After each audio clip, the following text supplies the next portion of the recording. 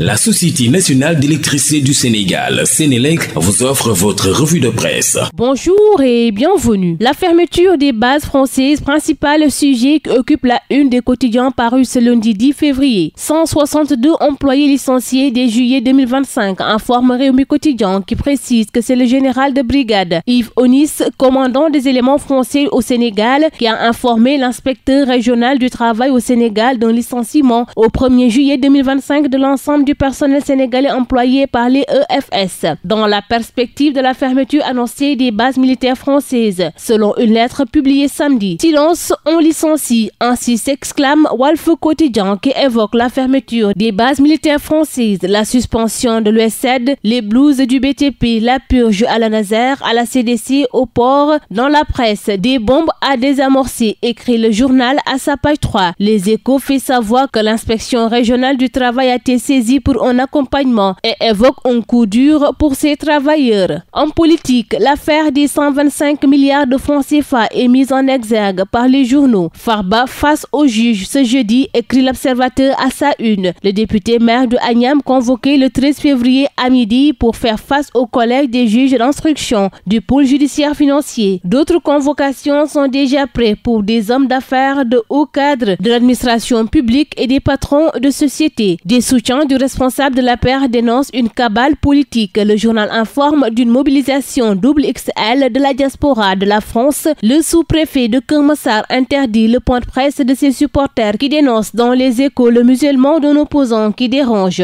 Politique toujours pour parler du front de la défense de la République. L'opposition fait bloc, 71 engagés. Le PDS grand absent, un titre qui occupe la une de Vox Populi. Le FDR promet d'engager dans les prochaines semaines des actions décisives. Khalifa Sall annonce la couleur de la radicalité et un débat contradictoire contre le pouvoir. Amadou Ba casse le front, informe le quotidien qui écrit dans ses colonnes. Le leader de la nouvelle responsabilité ne veut pas s'allier à des partis qui l'ont trahi, faisant allusion aux deux scrutins majeurs de l'année 2024. Enquête, les Échos critiquent les quotidiens las de renchérir. L'opposition liste les bourdes du régime et annonce un plan d'action. Dans Réumi Quotidien, Mamadou Moustapha Diagne de la Synergie républicaine et coordonnateur de la coalition John invite le régime à changer de paradigme. Pour lui, aucun régime n'a pu réussir la reddition des comptes, dit-il dans les colonnes du quotidien du groupe Promo Consulting. Dans le même journal, l'on évoque la 22e conférence religieuse annuelle du collectif des femmes du mouvement des entreprises du Sénégal. Événement qui s'est tenu samedi dernier, placé sous la présidence effective de Mbagnick Diop, le président du MEDES. Cette rencontre a réuni des personnalités religieuses et institutionnelles de renom. Le thème retenu cette année, le statut de la femme en islam, a permis d'aborder plusieurs enjeux majeurs.